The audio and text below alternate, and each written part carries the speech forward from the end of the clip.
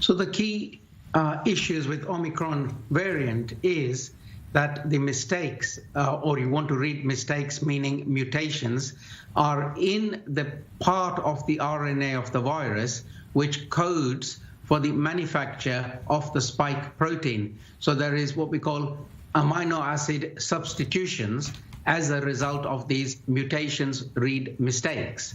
So when you substitute these amino acids, the shape, the structure, the form of that spike protein changes. It's akin to if you're building a large, long, tall tower, and then you suddenly start using different bricks, even if it is 1 millimeter different, you will suddenly start to get a different shape if you suddenly change the bricks that you're using. So the same analogy applies here. So with that change in the shape, we have a problem. That problem is the antibodies that are used to attaching to that spike protein, which has now changed in shape, may not attach that well. And if they don't attach that well, the virus is not neutralized and removed. And that is the problem. But I need to emphasize that nevertheless, if you have got sufficient antibodies, we will still have what we call cross immunity, and we will still be able to neutralize the virus, maybe not 100%, but definitely not 0%. Right, and we're also hearing, for example, officials from Moderna that they may have to sort of update their vaccine in some way, or not modify it, I think the word that was used.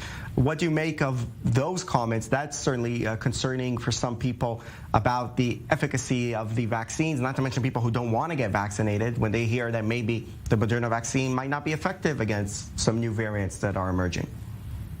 Well, actually, the narrative is keep calm, because through the natural history of the vaccines, we would gradually, periodically continue to look at what is circulating and make sure that the vaccine we're giving mirrors what is circulating. In other words, as a continuous quality control process, we would be modifying our vaccines in any case. So for Moderna or any other, Pfizer or AstraZeneca, to say we will have to do it, it's not a big deal. It's easy to do. We can do it. We know how to do it. All you have to do is use the RNA that reflects the Omicron variant at the moment. The difficulty is it takes time. It takes about 100 days from making the change to putting it into the bottle to putting it into people's arms. But it can be done. It's easy to do. Right, and on another subject that may not be exactly in your field of expertise, but certainly is relevant regarding mandatory vaccinations that some countries are coming up with now. What do you make of this attempt to try to stem the virus? Is this productive or maybe counterproductive? Personally, I don't like the idea of forcing people to be forcefully immunized. I am a veteran of this business. I have been in the business of immunizing people for over 30 years. And my view is I always spoke to the patients. I told them the issues, I educated them, I informed them, and I took them with me voluntarily. So I think this is a failure of politics, not to talk to the people properly, not to advise them properly, not taking them with you.